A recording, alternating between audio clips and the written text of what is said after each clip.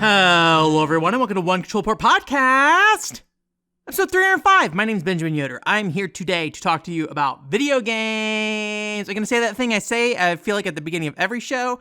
I feel like it's going to be a shorter show, but I'm going to say it's maybe even more likely so this week because I have a very small list of things to talk about, actually. But I don't know. We'll see. Maybe I'll ramble on. You know how I am. So this week we're going to talk a little bit about, we got a little Love and Berry update here. So we're going to talk about that in the news section along with a couple of games that I thought were interesting and worth talking about.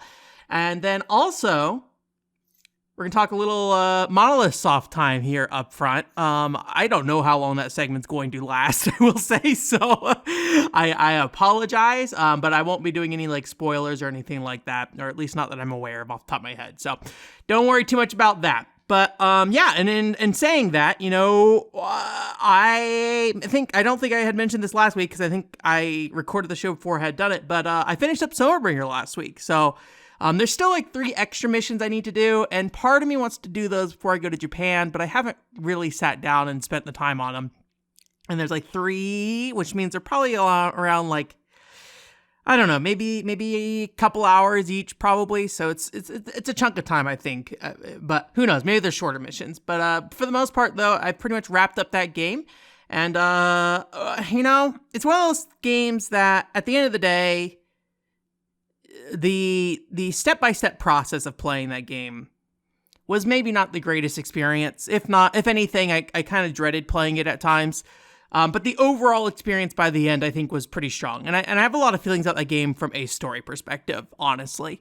So I am pretty happy that I finished it up. Glad I beat it, and I'll do those 3 extra missions. I think the story elements of those extra missions are kind of like, I don't know if like what if scenarios, but like kind of side scenarios. So I don't know if they really are going to matter that much, but I'll get through them. There's only 3 of them. So, but yeah, so what I did for when I'm out in Japan is I went ahead and recorded a ranking update. If you don't know, I have a Monolith Soft tier list that I've been kind of updating.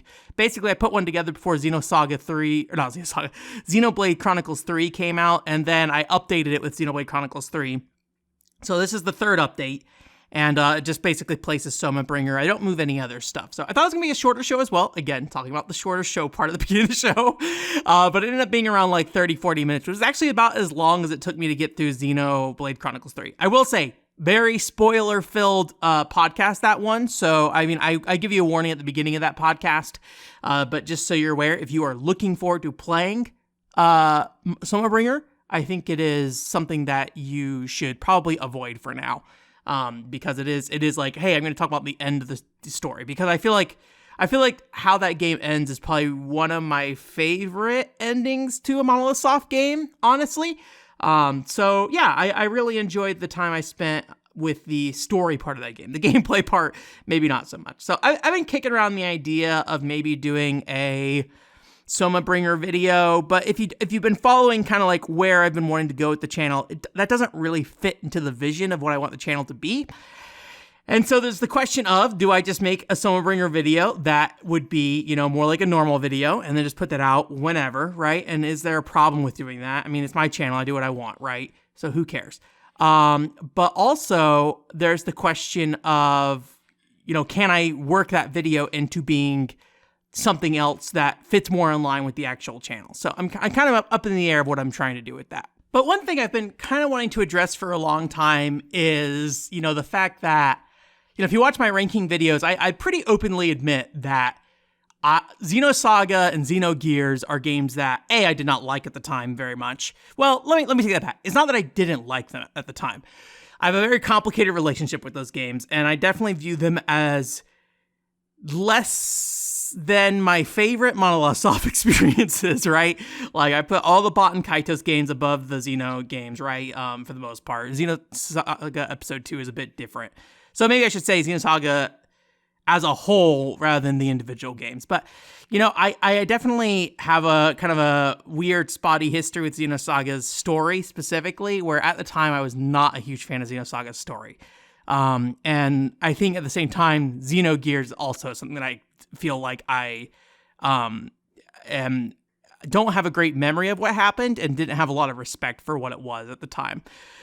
So one thing I'm trying to do is while I play my Walk It Out for the Nintendo Wii, the hit Konami game, Walk It Out, I've been kind of, I usually like listen to a podcast or something like that while I play Walk It Out. But went ahead today really and started watching the Xenosaga story cutscenes. And ideally, I would prefer to play through those Xenosaga games again. But the reality is, that's 3 JRPGs in a row. Admittedly, Xenosaga Episode 2 is a shorter game. I just do not see a near future where that happens. And I don't think other than Xenosaga Episode 3, I don't think I really disrespect what Xenosaga Episode 1 and Xenosaga Episode 2 is as video games. I like those games as video games. But the story is the part that I feel like is my biggest weak point on those. So, and while I would ideally play them again, I think just watching the cutscenes will get me, the majority of the way where I want to be in terms of kind of remedying my feelings about Xenosaga, or at least solidifying them and finding the words for it, right? And Xenosaga Episode 3 might be a weirder case because that game does not have nearly as much like voice acting and detailed cutscenes as 1 and 2. One of the things that if you want to talk about like impressive things about Xenosaga as a series is in some ways it kind of felt like they were acting as if they had like unlimited budget, and a lot of cutscenes have a lot of detail, a lot of custom animations and things like that, or at least they appear that way. That probably really shouldn't have, but I think they just had a lot of money to work with back then. And I think also, it was new tech on a new platform with the PlayStation 2, right? So it was kind of like, what can we do here, right? And it is a really impressive game in a lot of ways from a technical perspective. But Xenosaga Episode 3 feels more in line with like a Baten Kaitos, where there's a lot of just like standing around talking, not as much voice acting. So I don't know how that will go with like me having that on in the background while I exercise with Walk It Out, basically. But I think at least for Xenosaga Episode 1 and Episode 2, that will be a fine way to handle that. And I think reality-wise, I would rather play Xenosaga Episode 1 and 2 DS in the near future rather than, replay the PS2 games. And having a knowledge of what the story is and how it came together, I think would be helpful if I ever play that without it being translated. I think at one point there was a fan translation going on for that game that I just didn't really get around, or that didn't happen. I think the people who worked on the Xseed fan translation, Endless Frontier Xseed, they were working on it, and it sounds like maybe it kind of fell off, unfortunately. So it's something that I have towards the back of my list of Monolith Soft games to play, but the reality is, out of the Monolith Soft games I have left, that is probably the game that I'm most interested in alongside like Dragon Ball Z Attack of the Saiyans kind of thing. Endless Frontier Xseed I'm kind of interested in. I just worry it's going to be a little bit too samey as the original Endless Frontier, so I might not like it as much kind of thing. It like when I look at it, it doesn't look different enough, I think, in a lot of ways. I'm sure it'll be a fine game, and, I think I'll like it more than probably Project Cross Zone, but, who can say? So that's been kind of my approach to that. And also, like I mentioned earlier, I think Xenogears kind of falls in this similar space for me, where I really would like to better know how I feel about Xenogears as a story. Honestly, in some ways, I think Xenogears would probably be the better game for me to play too, because my biggest memory of Xenogears as a game is that the pacing was all over the place. And I think that is something that affects the gameplay as well in Xenogears. So it is something that I think I would benefit from as well. But we'll see. Again, no voice acting in that really. So the chances of me being able to just like watch it while I exercise will be significantly reduced because you don't have to read all the text on screen, which isn't really like, it's possible to do. It just makes it harder, right? So I don't know. I was like, well, what did my original Xenogears review say? Because I actually reviewed the game, I think in like 2011 or something like that, for the Speed Gamers. And I went to go look, and I think the Speed Gamers finally took their website down, which, surprised it was up as long as it was, but I tried to go to their website and could not get there, at least with the URL I have. Maybe I didn't do like a search for the Speed Gamers, but I had a review up over there. So if their website's good and gone, I think I might just go ahead. And I mean, the reality is if they have a website up, I probably should just move my content over because I don't think it's really a big deal. I don't think anyone there is like worried about reserving their Xenogears review on a website about charity speedruns.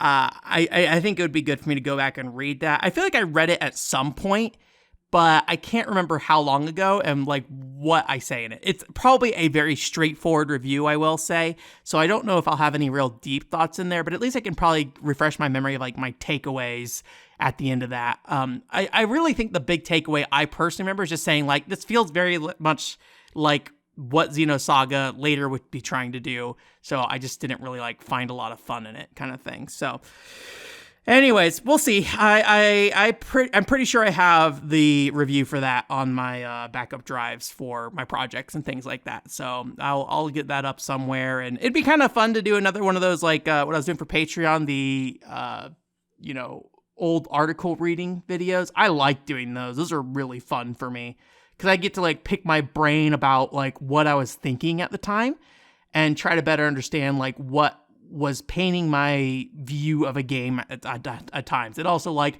what was I really trying to say? Because sometimes, especially early on with writing, you don't necessarily know what you're trying to say. I mean, even today, a lot of times there's times that I don't really know what I'm saying. Like that was a big thing about the Buddy Mission Bond video. I was desperately trying to communicate like how I felt about the characters in that game and being like, I don't know if this is like sufficient. I don't know if the words I'm using work for this, which is why I have a thing in there. I'm like, I'm sorry if this doesn't really come across. So maybe a little honest in there, but like, I did want to be like, if this sounds like it's any other video game, sorry, dude. I'm just trying to say what I think is like special about this game. And I think that's like my feeling with story in general. Cause I think historically, I have not talked about story as much in games. And I think Soma Bringer would be another story challenge as well for me in a lot of ways if I make a video about that. But again, I don't really know if I will. So anyways, that's like my ideas for Monolith Soft stuff maybe. But, it's one of those things where like, I think my channel is probably going to be high level enough that I even just talking about Monolith Soft may not make a lot of sense. But as somebody who is still a Monolith Soft fan, I would really like to be able to talk about Monolith Soft. So, I could do that on the OCP Plus channel, but there things are a little bit less scripted and like it's pretty much the OCP Plus channel in a lot of ways. It's pretty much just a throwaway channel of just like, I don't have anywhere for this to go and I don't want this to hurt the algorithm of my main channel. So let's just throw something over here on OCP Plus instead. So, and I don't really have like a strong plan for OCP Plus beyond just being a place I can upload my rambly thoughts a lot of times. So anyways, that's all that's been going on with that. Kind of related to Soma Bringer actually, although it's related to some PCFX stuff as well.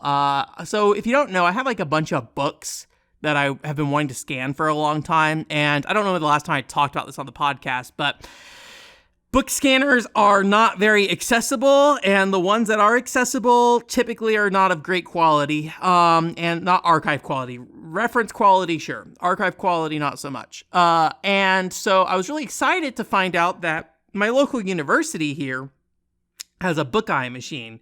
I think it's a Bookeye 5.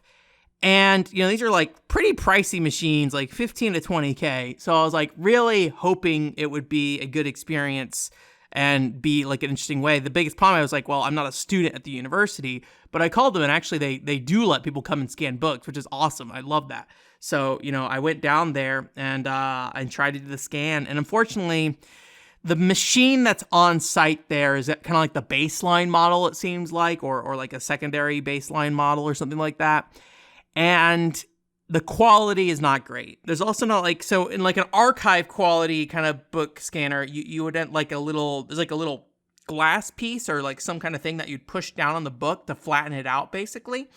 This did not have that. Now there are versions of the Bookeye machine that do have that, but this one did not, unfortunately. And so like at the end of the day, the scans, they're bent in ways. I mean, it seems they said that they had like corrective software to help fix that. I didn't really notice it being super helpful. But the other thing is that like the quality was not great. And I don't know, maybe I can adjust it on site, but it seems like some machines are only 400 DPI. And I don't know if that specific machine was only 400 DPI, where you really want at least 600 DPI if you're going to be archiving that kind of stuff. But the other thing is that the colors just did not look great either.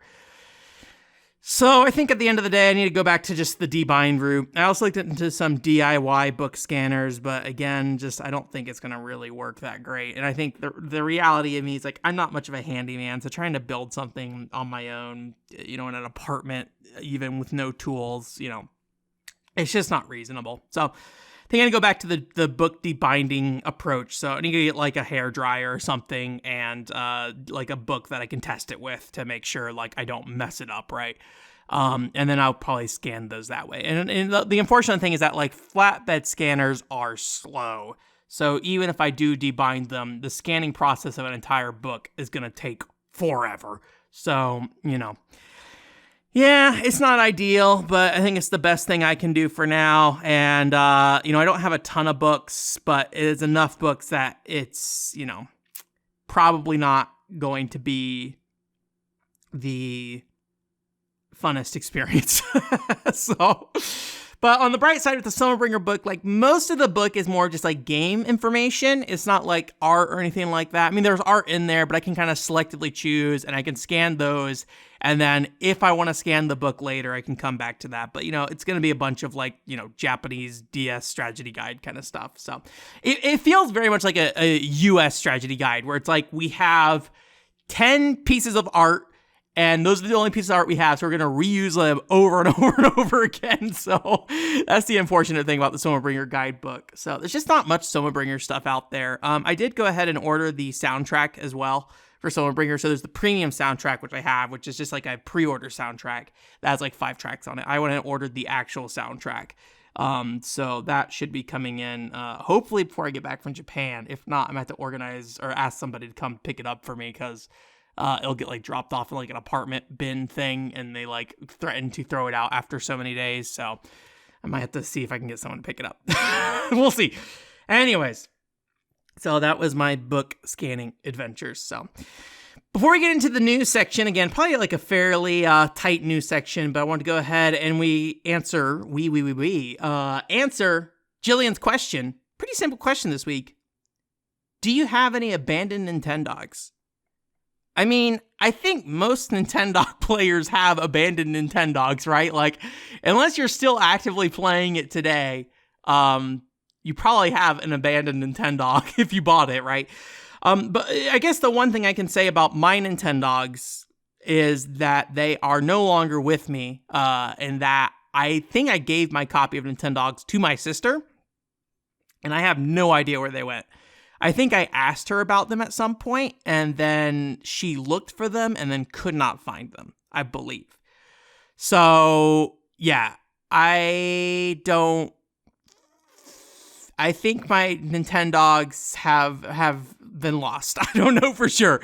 I don't have a lot more to say about that, I don't think, other than his name was, I think, Ein from, what's it called? He's a corgi. He's, the Cowboy Bebop dog, right? What, I was like 15 years old. The only dog I knew was Cowboy Bebop dog. I don't know what I would name my dog today. I don't know what kind of dog I'd want. I would like to play Nintendogs plus cats someday, but I don't know what the physical copies of that go for. I think it was like higher than I personally would pay last I checked. And with it, the eShop being shut down now, I probably would have to find a good reason to basically pirate it or get like a different region copy that's cheaper. So I saw a lot of talk about that this week, by the way. Just as a heads up, if you are like somebody looking to get physical copies of 3DS games, PAL Region 3DS games, so Europe and stuff like that, can be cheaper. So just something to keep an eye out for. However, you do need to have a system that can play region locked games. So, you got to hack your system still. So just as a heads up, if you're looking for physical games that you can play, you don't mind hacking your system to play region locked games, that is a outlet for you if you want to play 3DS games, just so you know. I saw people like talking about this. I mean, this is true for a lot of systems. I think the weirder thing is when you start getting back to like PS2, PS1 era and things like that, where there are difference in TV standards, and sometimes PAL games were not handled properly. And so the European version of games like run slower than they should and things like that when they really shouldn't, right? So just something to keep an eye out for. But, for most consoles afterwards, like, definitely check different regions. And thankfully, like in the modern day, you have a single SKU for some games. So like, the Inti Create games on Switch all have the languages in all of them, right? Because it's the same version of the game, basically. So unfortunately, that's not true for all publishers, though. So it's just something you got to do some research on. PlayAge is a great resource for that kind of stuff if you want to look into it, too. So News time. Again, 3 short news stories here. First and foremost, we need to follow up on a Love and Berry story we reported on a while back ago. I think it was 4Gamer or something like that. Mentioned that a model who, like an actual like lady model doing magazine pose stuff, she posted about Love and Berry and said she had a collaboration effort that she's working on over the summer of last year, basically.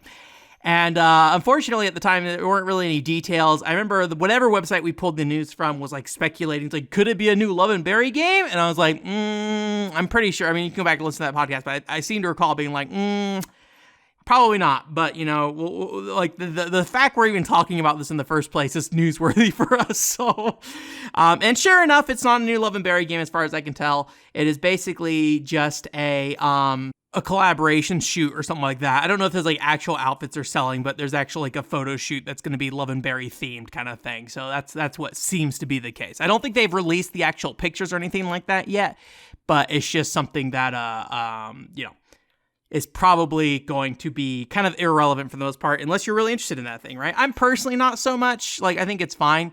You know, I'm not particularly into like the Love and Berry fashion myself, honestly. So, one thing I did notice, and I got to double check, but it feels like that the Love and Berry machine looks like the like Beetle arcade game machine in Japan. The reason this came up is because Sakurai did a video about his like portable like LCD version of that one Beetle arcade game that was like really popular in Japan in the early 2000s. And he showed a picture of the arcade machine. I was like, oh, that looks like a Love and Berry machine.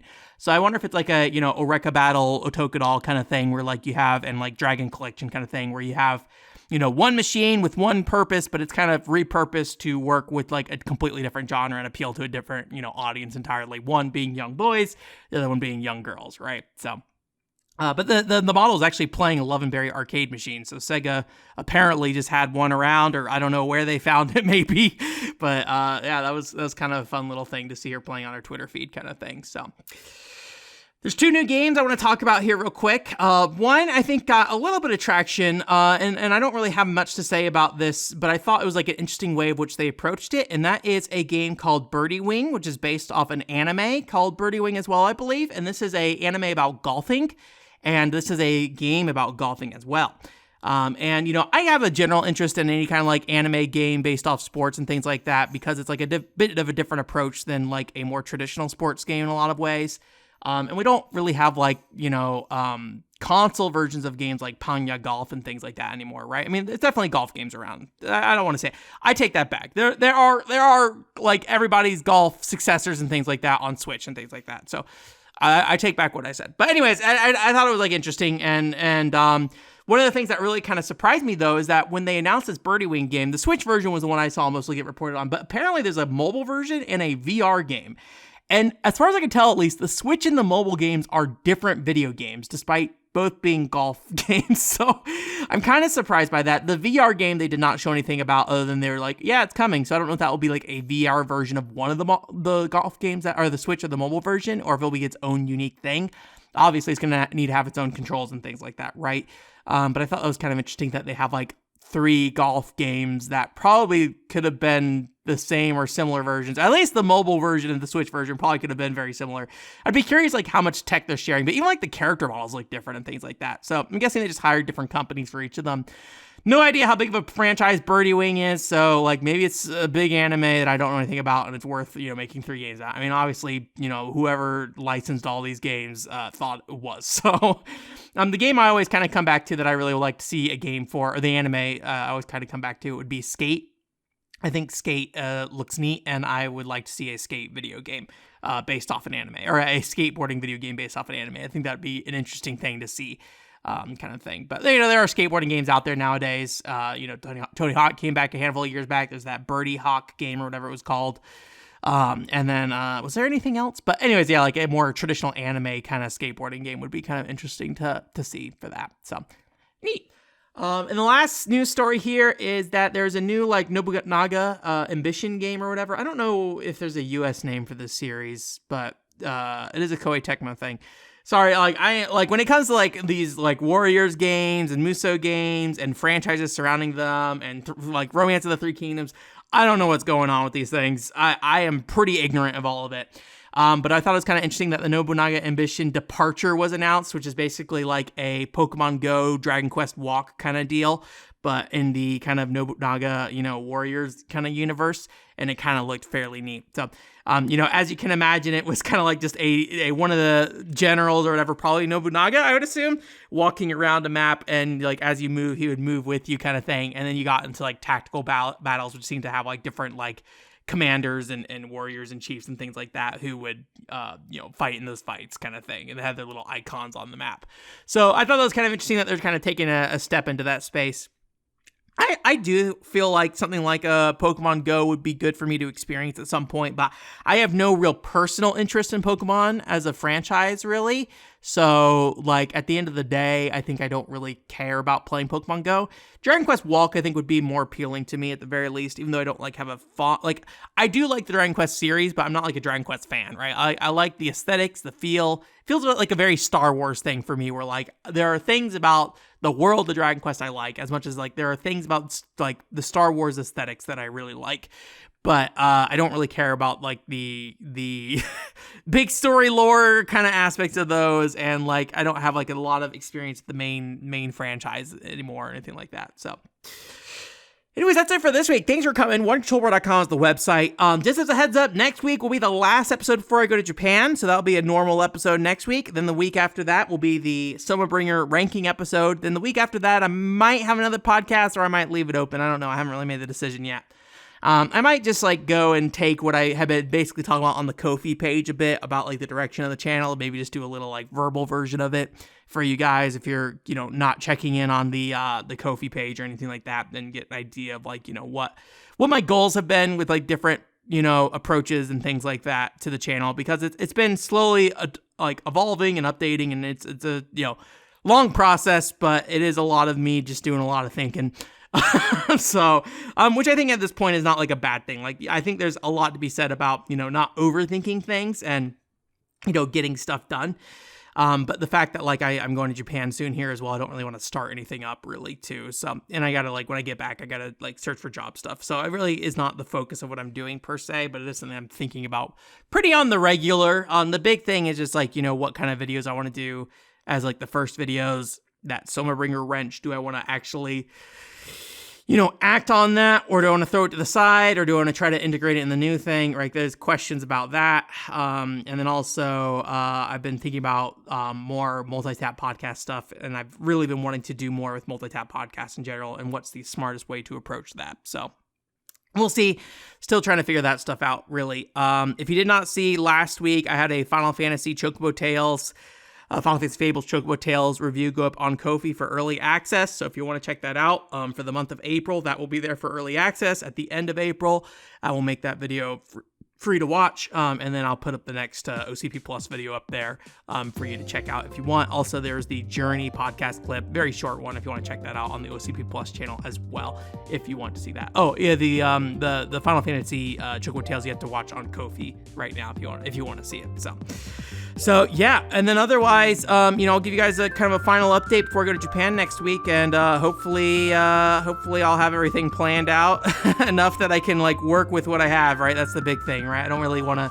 I'm not like much of a schedule guy when it comes to that kind of stuff. So like at the end of the day, I'll be flexible with what I'm gonna do. But I do want like a general idea of like what my goals are and where I want to go on what days, kind of thing. I'm skipping out on the Kabuki show thing, unfortunately. I think.